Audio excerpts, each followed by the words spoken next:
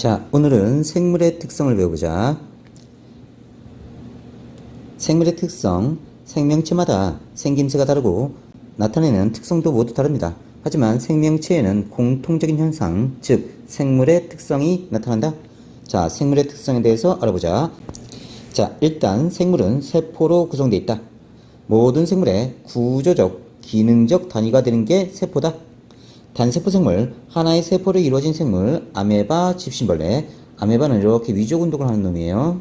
이렇게 해서 움직이고요. 집신벌레는 집신처럼 생겼어. 그리고 여기 털이 이렇게 달려있네. 이걸 선모 운동이라고 한다. 선모 운동.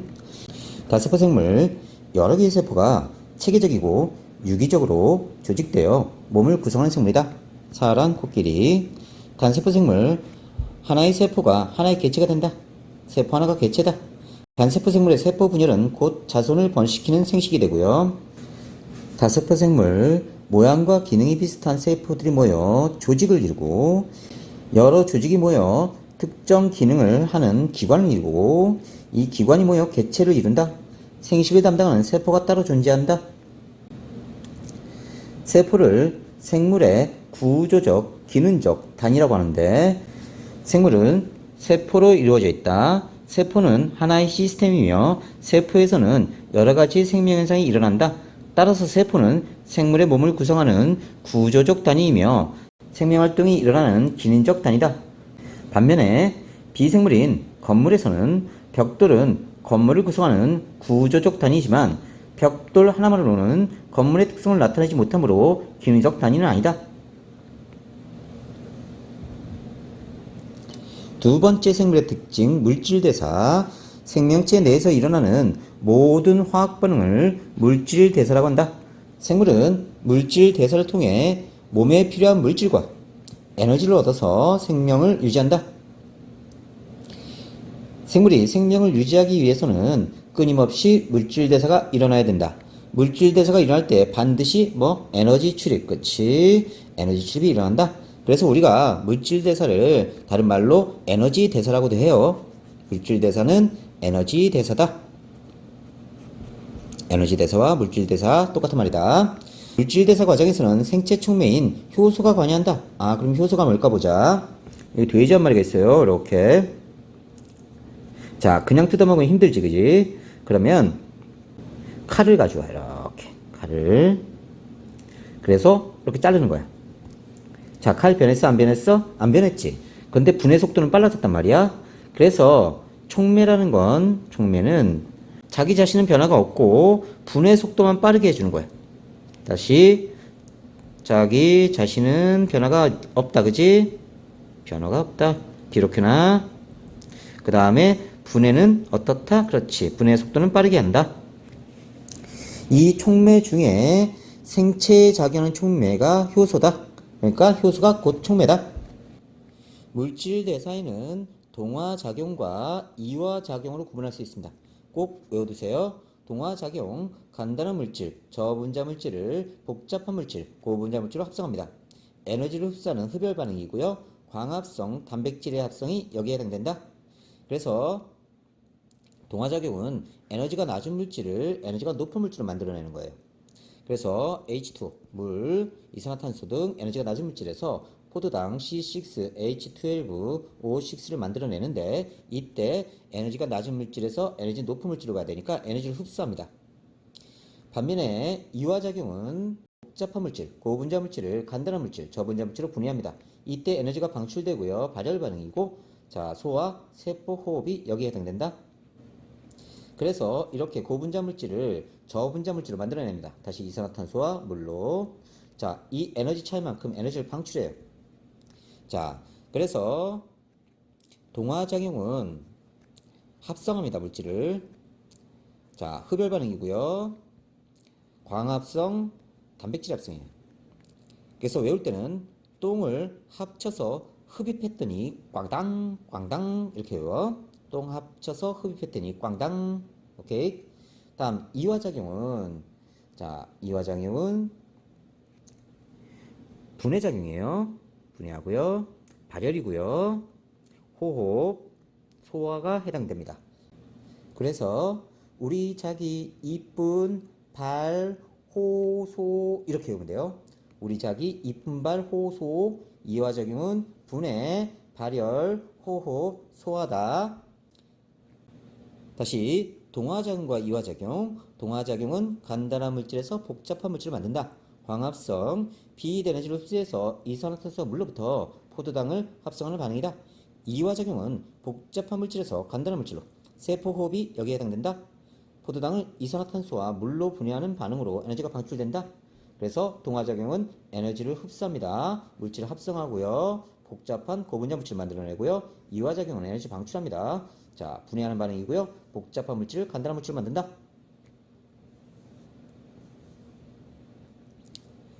자극에 대한 반응과 항상성. 자극에 대한 반응. 생물은 빛, 온도, 소리, 접촉 등 환경 변화를 자극으로 받아들이고 이에 적절히 반응함으로써 생명을 유지합니다.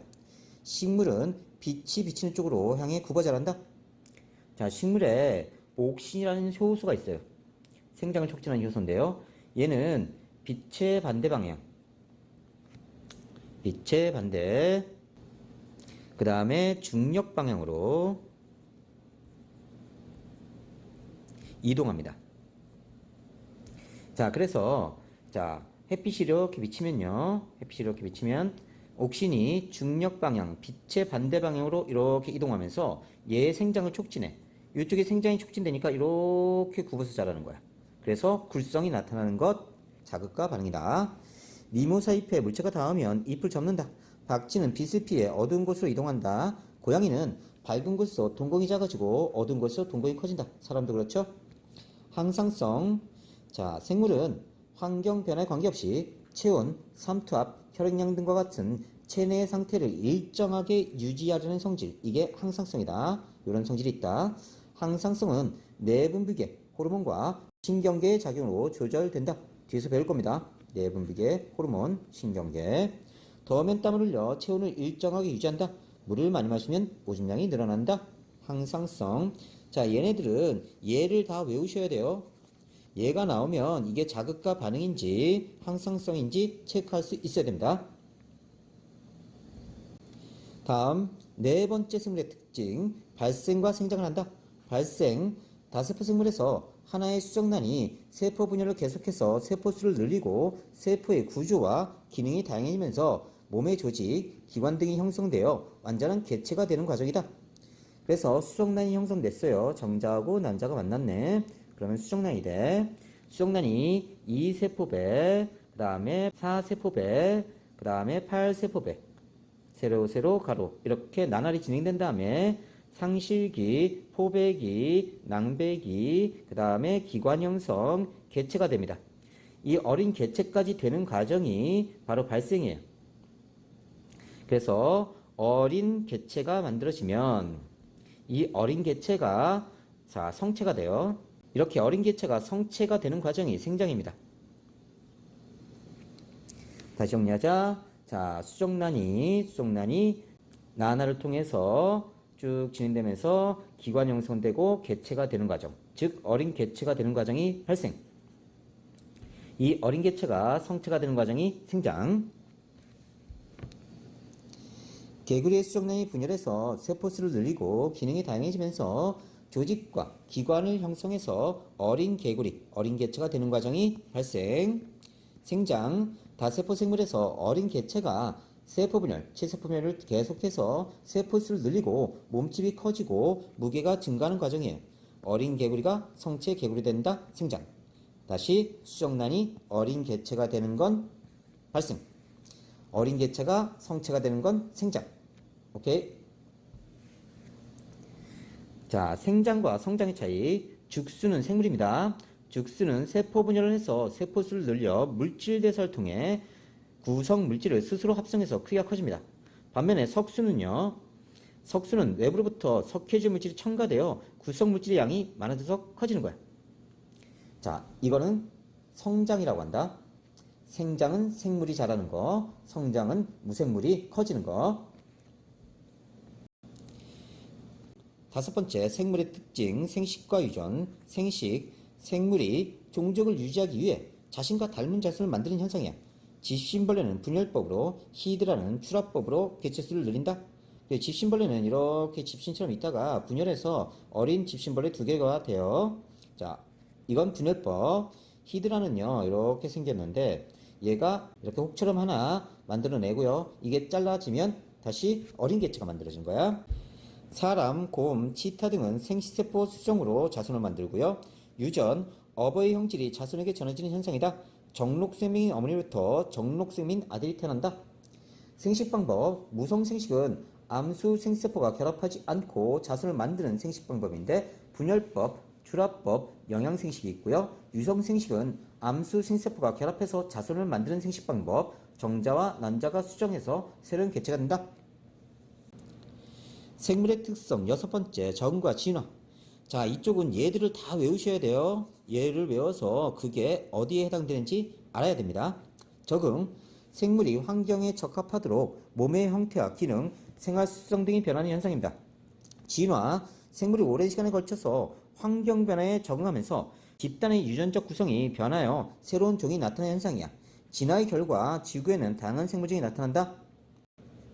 자, 그러니까 물고기가 4마리가 있었어. 얘의 유전자가 라지에이 라지에였고, 라지에이 스모리에였고, 라지에이 스모리에였고, 스모레이 스모리에였다고 하자. 그런데 얘가 생존에 불리해서 자꾸 잡혀 먹히는 거야. 그리고 얘네들이 번식하면서 생존에 유리한 개체가 점점점 많아지면 이제 유전자 구성이 라지에이 스모레이, 라지에이 스모레이, 스모레이 스모레이, 스모레이 스모레이 이렇게 되면서 스모레이를 가진 유전자 비율이 점점 높아지는 거야.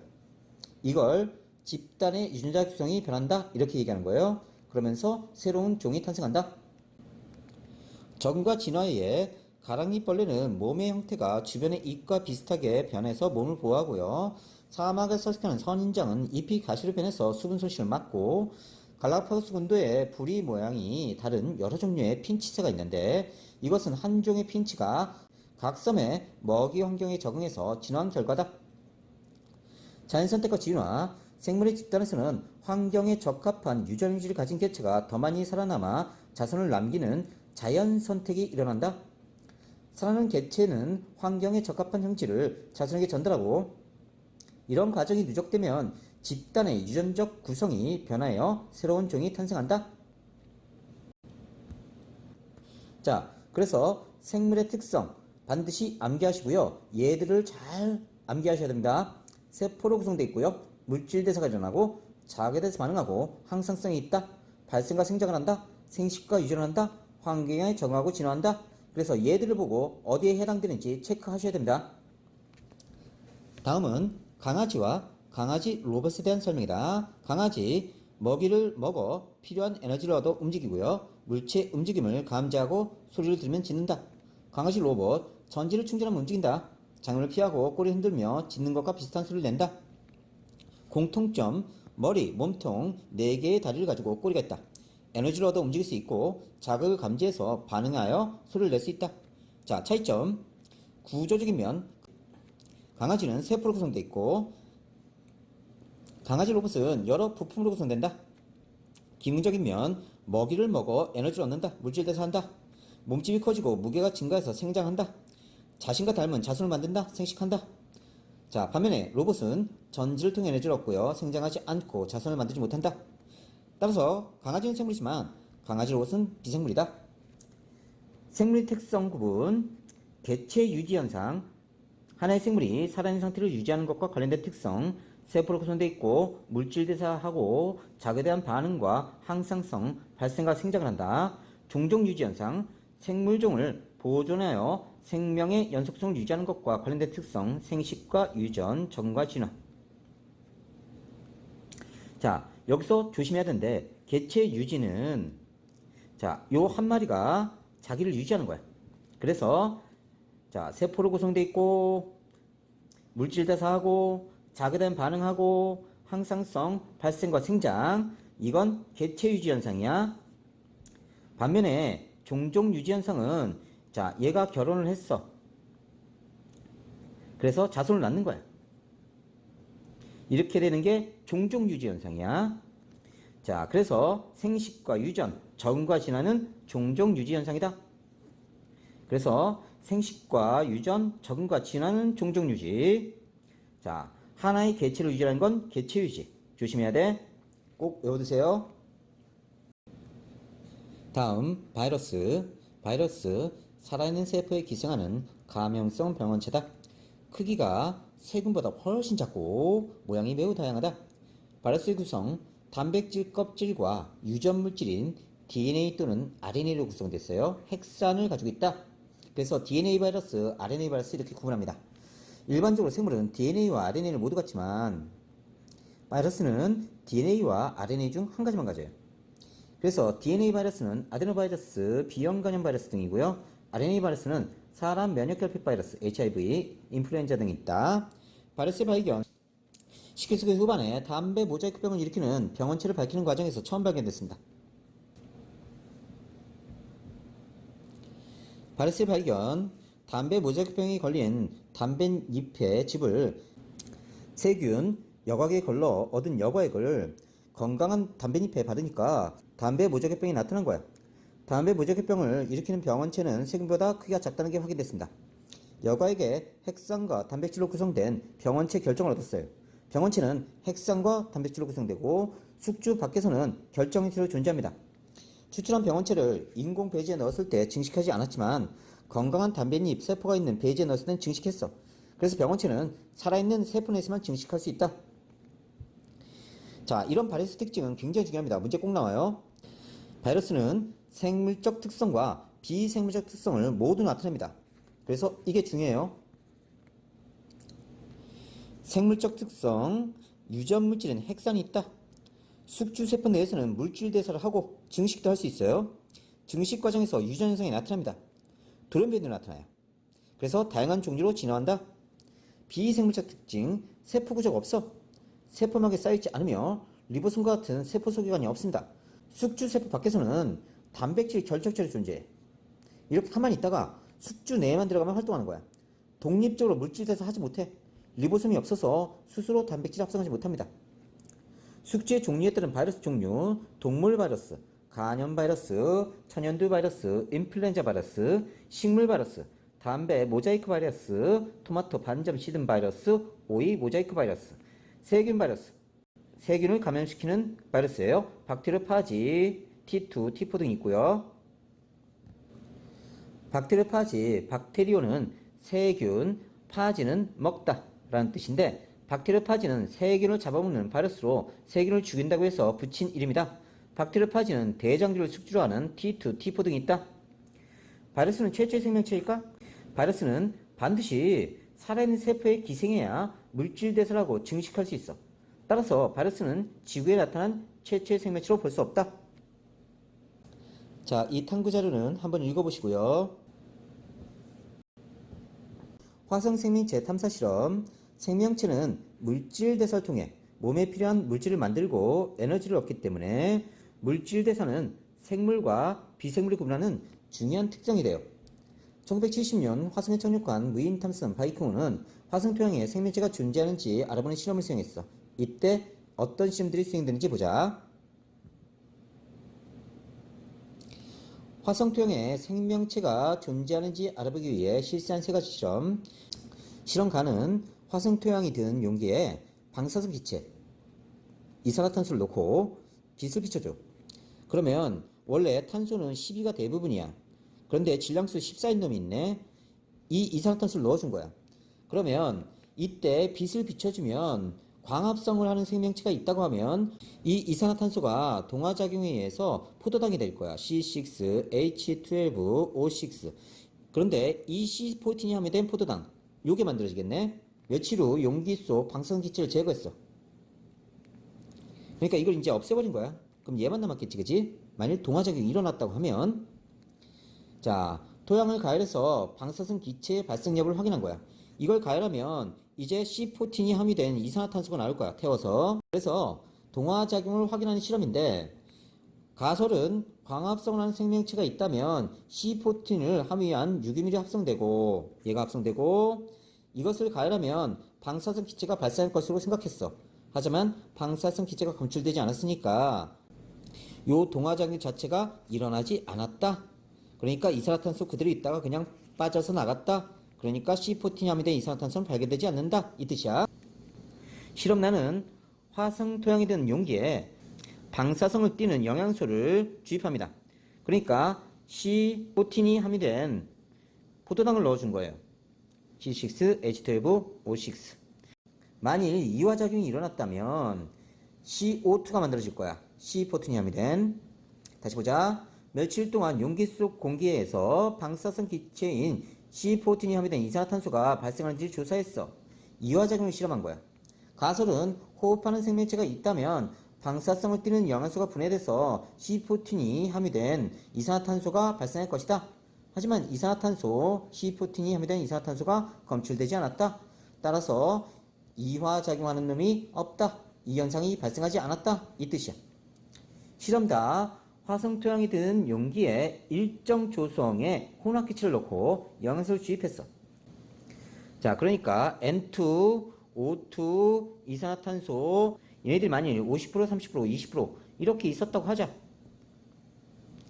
만일 호흡하는 생명체가 있으면 얘가 줄어들 거고, 그래서 조성이 변화될 거야. 다시 보자. 용기 속 기체 조성이 변하는지를 조사한다. 이화작용 확인 실험. 자, 호흡하는 생명체가 있다면 기체 교환을 하고 용기 속 기체 조성이 변할 것이다. 영양소 넣어주고 기체 넣어줬으니까 만일 호흡하는 놈이 있으면 얘를 분해하면서 이 기체를 소모할 거란 말이야. 그럼 조성 변화가 일어날 거지. 자, 그런데 용기 속 기체의 조성이 변하지 않았다. 이게 일어나지 않았다. 그러니까 생명체가 없다. 이렇게 확인할 수 있는 거야. 자, 실험 가나다는 생물은 물질 대사를 한다는 생물의 특성을 이용해서 화성 토양에 생명체가 존재하는지 여부를 확인하고자 설계됐고, 실험 가나다에서 아무런 변화가 나타나지 않은 것으로 보아 화성 토양에는 물질 대사를 하는 생명체가 존재하지 않는다. 이렇게 확인했다.